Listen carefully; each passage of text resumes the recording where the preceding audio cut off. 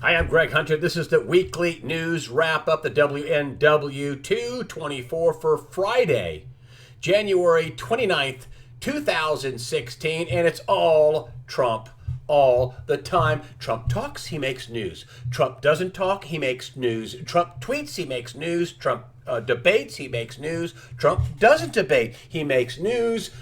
Trump makes insulting comments or non-politically correct comments, makes news. Trump makes sense, he makes news. Trump is making news. Now, why is Trump making all this news? Is it just because Donald Trump? See, I think there's something deeper to it. I think it's the mainstream media, the MSM, losing control and losing its relevance. I mean, think about this. Donald Trump, they are commenting, they are reporting on what Donald Trump is tweeting.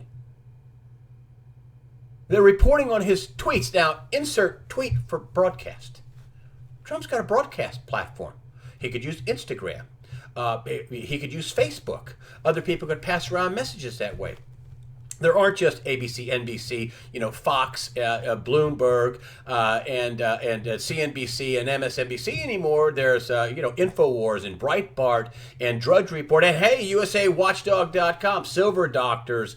There's a SGT Report. There's all kinds of news outlets that are out there now. You can't cover things up like you used to. I think Marco Rubio came out and says, oh, hey, the mainstream media is losing its grip. We have the Drudge Report. He's right about that.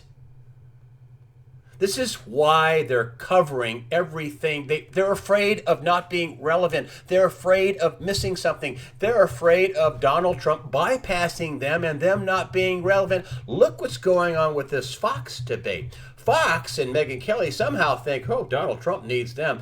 Oh, how? Oh, contraire. Donald Trump doesn't need Fox. Fox needs Donald Trump. When have you ever seen a front runner say, yeah, I've debated 6 times. She hasn't been fair, and I'm not going to weigh in whether she has or not, although she did trash him when he made his comment when he on her show and for, many segments. He said he wasn't going to do the debate, and he pointed out why, because he thought Megyn Kelly wasn't fair to him, but I digress. Donald Trump doesn't need them, and they're afraid.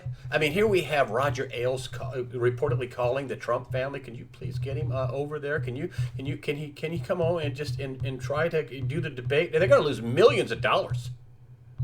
They may go from 24 million viewers to, 12 million viewers. I'm not going to watch. He's not there. The top guy's not there. He's going to go somewhere else, and he's going to tweet about it, and they're going to put it on Facebook, and they're going to put it on Instagram. And listen, they have lost control, and therefore they have lost or losing their relevance. I'm talking about the mainstream media. Here's something else you might want to think about is that there's a lot of, remember I told you that be 20%, according to one bona fide poll, 20% of Democrats may vote for Trump. Good poll. Bona fide. They hate Fox News.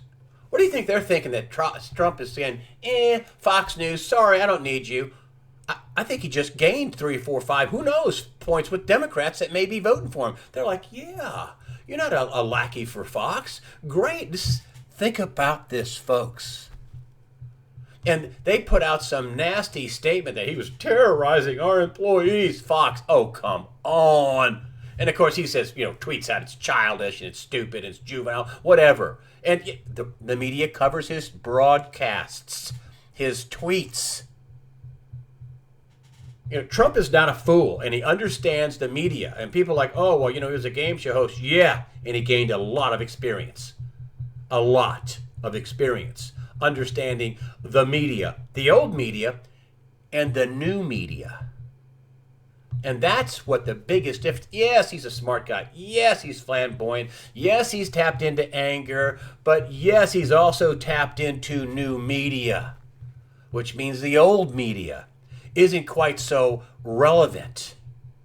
They should wake up and smell the coffee. I mean, Megyn Kelly says, Roger Ailes says, I'm going to stay. Daddy says, I'm going to stay. I don't have any daddy here. I'm it. Here's another idea for you. I want to talk about the media. I want to spend a lot of time on this. This is disruptive technology, and let me paint a picture of how disruptive this is.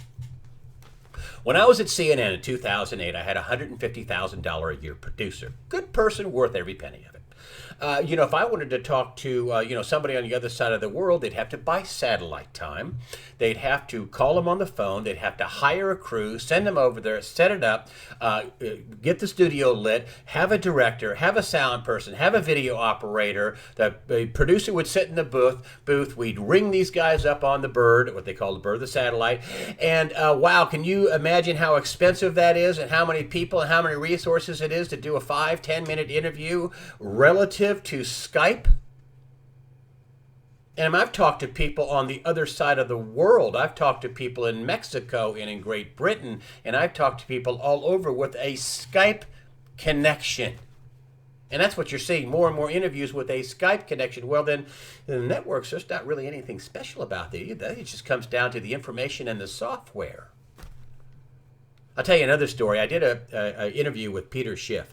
He got 117,000 views, and he came on in late October, and I like to get the title from what they say, and he said, it's going to be a horrible Christmas. He was right, incidentally, Peter Schiff. He was right. He'll be on in the next few weeks. Smart guy. He was right. The title was accurate. It was good. It's what he said. It's going to be a horrible Christmas, and he was absolutely right. 7 days later, November 6th, CNBC interviews him and puts that exact same title. It's going to be a horrible Christmas, Peter Schiff. Now, they ranked a couple of things higher on the page one of Google, but they tried to leverage that. How stupid. I was there 1-2 down on October 28th, and they were two or three above me on November 6th. It's going to be a horrible Christmas. I don't know what their metric is here. They don't show how many views they had. They had 1.8 thousand. They had 1,800 shares on their metric. I don't know what that is. I had 1,500 thumbs up. I had 400 comments, and Peter Schiff had 117,000 views. They did not out leverage me with that title. And here I am. They have all the resources of CNBC, and I'm little old Greg Hunter in USAWatchdog.com. That is disruptive technology. Disruptive. And not only is Trump a disruptive person and he's a flamboyant, but he's using the disruptive technology to his advantage. Where the mainstream media that tried to kill him, I mean, this is just this week. And to me, I look at this and go, wow, a lot of hell. They don't want to miss anything. Because, he could just broadcast on his own. He could be on Facebook. He could be on Instagram. He could be on Twitter. Loves Twitter. Here he is, front page of USA Today. It's just this past week. And here we go again. They're talking about, could this do Trump in? I doubt it. No way. Here's a cartoon, negative, but still, it's Trump and Cruz, talking about how terrible these two candidates are. It's still advertising for both of them. Here's another one. This is on the business section. And here this writer is, Sanders could hand Trump the presidency. He could hand the presidency to Trump. This is old-timey media, folks. Think about this. Look at the fear in this title. Bernie Sanders could hand the presidency to Trump. Or maybe it's Bernie Sanders could hand the presidency to Trump. I think they're freaking out. That's what that is. And here's also in USA Today. And no matter how unfair they are, they don't dent Trump because they're not relevant. This is a really cheap shot here. Number one, they call it Voices. This is the guy that wrote this. He compares Trump to McCarthy.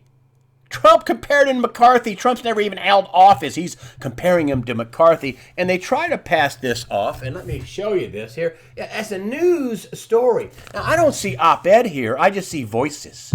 Like thought-shaping, a news story. And no matter how ugly they are to Donald Trump, and this is an ugly, unfair comparison, I think, McCarthy and Donald Trump, come on. But it doesn't work. Why? The mainstream media is losing its relevancy. And, the mainstream media, they're so in the tank, they used to be able to, not cover stuff, and it wouldn't destroy their business model. Now you can find that other stuff they don't cover, whether it's on, the Planned Parenthood chopping up and selling baby body parts, or whether it's Hillary Clinton's, national security disaster. Forget the email, the national security disaster, or whatever else they don't want to cover. You can find somewhere else. And this is part of the reason why Trump understands the new media, is using the new media. Yes, he's rich and flamboyant. Yes. But the new media is the great equalizer. And the old media, listen, the MSM is losing its grip. There is no doubt about that. And if they're losing their grip, they are losing their relevance. And they can't thought shape us and not cover some stories and cover stories and try to make you think one thing. Well, that's all going away. That's going away of the dodo bird. Next up, I wanted to talk about my favorite newspaper, USA Today. And, I've told you about how, they've said since I've been on 2009, we're in a recovery. And John Williams has gotten this the best. He's figured this out the best. And, we're at a very high level, and we fell from a very high level. Main Street. I'm not talking about what we got back in stocks. That's the Wall Street and Main. There is no recovery for Main Street. And, we had a debacle in, 2000. People lost their tail. We had a debacle in 2008. People lost their tail. And according to David Stockman, a best-selling author and former White House budget director, they're going to get ready. They're going to lose their tail again. And it's going to be worse this time than ever before, according to David Stockman. He is my early Sunday release coming up this weekend. Early release on Sunday is David Stockman. You won't want to miss it. But here is the newspaper, and even though they stopped using this term recovery, but they're not going to stop trying to thought shape you and stop trying to control you. Look at this title: 3 reasons why you shouldn't worry about the stock market. 3 reasons you just shouldn't worry about the stock market in 2016. And to be fair, let's just basically what they're saying is that be a long-term investor. Yeah, right. That's like saying be a long-term investor in a Ponzi scheme, because, never mind, anything about the LIBOR rigging or the currency riggings or the mortgage frauds or the banker frauds or the phony accounting at FASB. Never mind the plunge protection team. Never mind any of that Ponzi scheme, central bank manipulation, bond buying, money printing. Never mind all that. Don't worry about any of that. And then you'll be a winner if you're just a long-term investor. The other thing they say, and here, let's just get there, and not caring takes emotion out of the equation. Don't care about your money. Don't care about retirement. Not caring. Don't worry about it. Don't care. Don't worry that the whole thing is underpinned with cheap money and fraud and program trading that rips money out of the market. Don't worry. Program trading that makes like 1 million trades a second or something like that. Where they can just steal money from your 401k and your IRAs, and they call that some type of price discovery, which it is not. It is front running trades according to many on Wall Street. And the final thing, it says basically what they're saying is just, don't worry about the market. Don't worry about any of that. Just buy good stocks. Really? Just buy good stocks? Mm-hmm. Well, here's something you should worry about. This guy right here, this is Jack Lew. He's the Treasury Secretary. And look at this headline: Corporate loan defaults threaten U.S. financial stability, report says. Also, this is something David Stockman says. This will be the theme of 2016, defaults. You think that sounds good for bonds? Tens, hundreds of trillions of dollars in bonds and loans around the world. And the big story, according to David Stockman, in 2016 is going to be defaults. You think that maybe Mr. Lew here is worried about, upwards of maybe $1 trillion that banks have loaned to the oil industry and oil has tanked? Don't worry. Just buy some good stocks. I mean, a year ago, if I'd have told you to buy a BP and Chevron and Exxon, you'd say, wow, those are 3 really good stocks. Well, sometimes they're good. Depends on the market. Another thing I wanted to show you, and Bill Holter used this in one of his writings this week. I'm sorry, I got my throat a little scratchy here. Bill Holter used this, and I just wanted to show you. Let's just start here, tight shot here. Student loans. Look at the lines here. Look at the lines with student loans. That's going up. Look at this right here. This is food stamps usage going up. Here's another one. This is federal debt. You see that line there going up. Let's just go down here where it says labor force participation rate. That's going down. That's not good. Here is healthcare insurance cost. That's going up. Mine's doubled since 2010, and the big, huge lie that is Obamacare. Here we go. We have money printing. Oh, yes, that's going up. Let's just go down here, and we have worker standard share of the economy decidedly going down. Here we have median family income. I drew this line down here just to show the trend line is down. Median family income going down. Also, home ownership, you can see the trend line there, down, down, down. 4 things going up, and 4 things going, 5 things going up, and 4 things going down, and it spells bad news, and yet, here is the USA Today. Oh, I'm going to keep this, folks. I'm going to bring this out in 3 months, 6 months, maybe this fall, and say, oh, hey, 3 reasons you shouldn't worry about the stock market in 2016. Incidentally, David Stockman, the best-selling author, wrote The Great Deformation, and also former White House budget director, says, yeah, you need to worry. And for that reminds me of that line out of that movie that says, "Run, Forrest, run."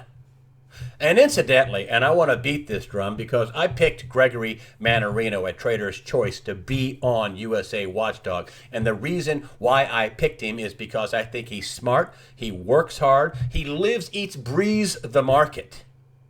And back in May of 2015, he, with a chart and analysis, said, this is the top of the market. And bing, bing, bing, he was correct. 2,000 points down or more later, Gregory Mannarino, take a bow, my friend. You were correct. And David Stockman backs him up and says, oh, no, it's not going back up. We're done. No. The Oregon standoff is going on, and it seems to be winding down. Unfortunately, somebody was shot. One of the protesters was shot. And let me frame this big picture here. This, at its core, is about who owns the land, the public lands. I'm not going to call it federal lands. Who owns the public lands? Is it the states and we the people, or is it the federal government? Is it owned by the federal government? Is it owned by the federal government for them to dole out to their political cronies and donors and for them to use and abuse any way they want? Or does it belong to we the people? Should the federal government own, 1 million acres in Nevada or Oregon? Constitutional scholars say that the federal government really can't own all of this land. They can own ports and parks and military bases, but they can't own tens of millions of acres for them to dole out to their cronies. And these folks, I don't know if they went about it right. And one person died, and the details are sketchy, and the police, the FBI, they're not releasing any details of why they shot this guy at a checkpoint. But here are some of the people that got arrested.